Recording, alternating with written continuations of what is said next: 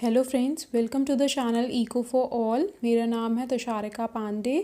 Friends, last video में हम लोग कॉन्सेप्ट ऑफ कॉस्ट को पढ़े थे। उसके बाद हम लोग ने लॉन्ग रन कॉस्ट और शॉर्ट रन कॉस्ट को अलग अलग पढ़ा था।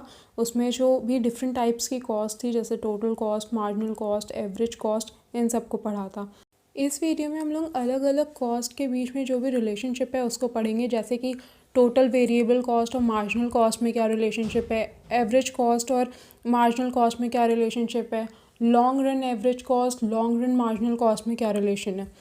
सबसे पहले स्टार्ट करते हैं टोटल वेरिएबल कॉस्ट और मार्जिनल कॉस्ट कर्व के रिलेशन से। जो भी टोटल वेरिएबल कॉस्ट कर्व है, ये मार्जिनल कॉस्ट कर्व का स्लोप होता है। टोटल वेरिएबल कॉस्ट के जो अलग अलग पॉइंट्स मिल रहे हैं, उन्हीं से मार्जिनल कॉस्ट कर्व डिराइव होता है। और इस स्लोप की वैल्यू स्टार्टिंग में डिक्लाइन करती है। जब ये एक मिनिमम पॉइंट पे पहुंच जाती है, उसके बाद फिर राइज करना स्टार्ट होती है। तो जो टोटल वेरिएबल कॉस्ट कर्व है, ये ओरिजिन से स्टार्ट होता है, इन्वर्स एस शेप कर्व होता है। और जो मार्जिनल कॉस्ट कर्व है, ये यू शेप्ड कर्व होता है। ऑल्सो जो भी वेरिएबल कॉस्ट या टोटल कॉस्ट में एडिशन हो रहे हैं, वो होती है मार्जिनल कॉस्ट। तो मार्जिनल कॉस्ट कभी भी फिक्स्ड कॉस्ट से इफेक्ट नहीं होती है, बल्कि ये वेरिएबल कॉस्ट या टोटल कॉस्ट से इफेक्ट होती है। टोटल वेरिएबल कॉस्ट का अगर हम कर्व देखें तो स्टार्टिंग में क्या होता है, ये राइज करता है लेकिन एट डिमिनिशिंग रेट। और जब ऐसा होता है कि टोटल वेरिएबल कॉस्ट राइज करता है लेकिन एट डिमिनिशिंग रेट, तो मार्जिनल कॉस्ट कर्व डिक्लाइन होता है। और जब टोटल वेरिएबल कॉस्ट वापस राइज करता है लेकिन एट इंक्रीजिंग रेट, तब मार्जिनल कॉस्ट कर्व राइज होना शुरू होता है। तो मार्जिनल कॉस्ट कर्व इनिशियली वो डिक्लाइन करता है, एक मिनिमम पॉइंट पे पहुंचने के बाद वो इंक्रीज करने लगता है। मार्जिनल कॉस्ट की अगर हम सारी वैल्यूज़ को ऐड करें तो हमें टोटल वेरिएबल कॉस्ट मिलता है। और अगर इसको हम ग्राफिकली देखें तो जो मार्जिनल कॉस्ट कर्व है, उसके अंदर का जितना भी पोर्शन होता है, वो पूरा एरिया टोटल वेरिएबल कॉस्ट का होता है। यहाँ पे जो डायग्राम दिया हुआ है, डायग्राम में OABC इतने पूरे एरिया को हम देखें, जो शेडेड एरिया है, ये एरिया शो कर रहा है टोटल वेरिएबल कॉस्ट की टोटल वैल्यू को। दूसरा है एवरेज कॉस्ट और मार्जिनल कॉस्ट कर्व में रिलेशनशिप। तो जो एवरेज कॉस्ट और मार्जिनल कॉस्ट कर्व है, ये दोनों ही टोटल कॉस्ट कर्व से डिराइव होते हैं। जहाँ हम एवरेज कॉस्ट के लिए करते हैं टोटल कॉस्ट अपॉन आउटपुट, वहीं हम मार्जिनल कॉस्ट के लिए करते हैं change in total cost upon change in output. Curve में देखा जाए तो एवरेज कॉस्ट, मार्जिनल कॉस्ट, ये दोनों ही यू शेप्ड कर्व होते हैं और दोनों ही लॉ ऑफ वेरिएबल प्रोपोर्शन को शो करते हैं।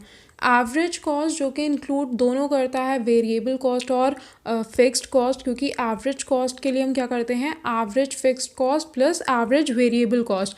लेकिन जो मार्जिनल कॉस्ट है, ये शो करता है एक यूनिट आउटपुट के इंक्रीज़ होने से वेरिएबल कॉस्ट में क्या एडिशन हुआ है। तो इसमें फिक्स्ड कॉस्ट का कोई लेना देना नहीं है। इसमें एक यूनिट के आउटपुट के इंक्रीज़ होने से वेरिएबल कॉस्ट में जो भी डिफरेंसेस आ रहा है, वो शो करता है मार्जिनल कॉस्ट।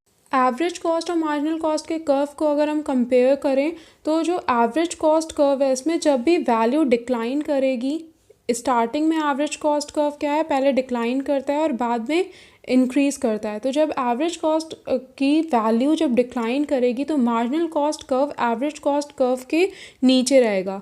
लेकिन जैसे ही एवरेज कॉस्ट की वैल्यू इंक्रीज़ होगी, marginal cost curve average cost curve के ऊपर चला जाएगा। और डिक्लाइन और इंक्रीज़ करने के बीच में एक पॉइंट जहाँ पे एवरेज कॉस्ट कर्व की वैल्यू ना तो डिक्लाइन करती है ना तो राइज करती है, ऐसे पॉइंट पे मार्जिनल कॉस्ट और एवरेज कॉस्ट एक दूसरे के बराबर होंगे। ये जो डायग्राम दिया हुआ है, यहाँ पे जो पॉइंट B है, ये यही चीज़ शो कर रहा है कि एवरेज कॉस्ट और मार्जिनल कॉस्ट एक दूसरे के बराबर है। B पॉइंट से पहले क्या है, एवरेज कॉस्ट की वैल्यू डिक्लाइन कर रही है, तो marginal cost curve average cost curve के नीचे है। और उसके बाद B पॉइंट के बाद एवरेज कॉस्ट की वैल्यू इंक्रीज़ कर रही है, तो marginal cost curve average cost curve के ऊपर है। ऑल्सो जहाँ पे एवरेज कॉस्ट और मार्जिनल कॉस्ट एक दूसरे के बराबर है, जहाँ पे marginal cost curve average cost curve को कट कर रहा है, इंटरसेक्ट कर रहे हैं दोनों, वो पॉइंट एवरेज कॉस्ट कर्व का मिनिमम पॉइंट होता है। इस डायग्राम में दो पॉइंट्स हो रहे हैं, एक है एक्स ए से डिनोटेड, एक है एक्स बी से डिनोटेड। ये दोनों पॉइंट एक रेंज को शो कर रहे हैं, जहाँ पे एवरेज कॉस्ट डिक्लाइन कर रहा है लेकिन मार्जिनल कॉस्ट इंक्रीज़ कर रहा है। जो भी एवरेज कॉस्ट कर्व और मार्जिनल कॉस्ट कर्व का रिलेशन है, जो भी इन दोनों का हम लोगों ने कंपैरिजन किया, ये same comparison average variable cost curve और मार्जिनल कॉस्ट कर्व में भी सेम अप्लाई होता है। जैसे एवरेज कॉस्ट कर्व के डिक्लाइन होने से marginal cost average cost curve के नीचे रहता है और एवरेज कॉस्ट के इंक्रीज होने से marginal cost curve average cost curve के ऊपर होता है। Same condition average variable cost में भी होती है। एवरेज वेरिएबल कॉस्ट के फॉल होने से marginal cost average variable cost के नीचे रहता है। एवरेज वेरिएबल कॉस्ट के इंक्रीज होने से marginal cost curve average variable cost curve के ऊपर रहता है। और वो पॉइंट जहाँ पे एवरेज वेरिएबल कॉस्ट ना तो इंक्रीज़ करता है ना तो डिक्रीज़ करता है, वहाँ पे मार्जिनल कॉस्ट और एवरेज वेरिएबल कॉस्ट एक दूसरे के बराबर होते हैं। सिमिलरली अगर हम एवरेज वेरिएबल कॉस्ट कर्व और मार्जिनल कॉस्ट कर्व को एक साथ ड्रॉ करें तो यहाँ पे भी हमें एक रेंज मिलेगी जो कि शो करेगी कि एवरेज वेरिएबल कॉस्ट के डिक्लाइन होने से मार्जिनल कॉस्ट कर्व उतने पोर्शन में इंक्रीज़ कर रहा है। नेक्स्ट है relationship between long run average cost and long run marginal cost curve. तो जो अभी हम लोगों ने शॉर्ट रन के एवरेज कॉस्ट और मार्जिनल कॉस्ट कर्व का कंपैरिजन किया, सेम कंपैरिजन यहाँ पे भी अप्लाई होता है। Long run average cost curve and long run marginal cost curve ये दोनों भी यू शेप्ड कर्व होते हैं और long run marginal cost curve भी लॉन्ग रन एवरेज कॉस्ट को जब long run average cost minimum point पे होती है वहाँ पे जा कर के उसे इंटरसेक्ट करती है और उस पॉइंट पे लॉन्ग रन मार्जिनल कॉस्ट और लॉन्ग रन एवरेज कॉस्ट ये दोनों एक दूसरे के बराबर होते हैं, जो कि यहाँ पे डायग्राम में पॉइंट एम शो कर रहा है। यहाँ पे लॉन्ग रन मार्जिनल कॉस्ट और लॉन्ग रन एवरेज कॉस्ट ये दोनों एक दूसरे के बराबर हैं। Also long run average cost के डिक्लाइन करने से long run marginal cost curve long run average cost curve के नीचे रहता है, जो कि पॉइंट एम के पहले वाला पोर्शन शो कर रहा है। और लॉन्ग रन एवरेज कॉस्ट के इंक्रीज होने से long run marginal cost curve long run average cost curve के ऊपर होता है, जो कि पॉइंट एम के बाद का पोर्शन शो कर रहा है।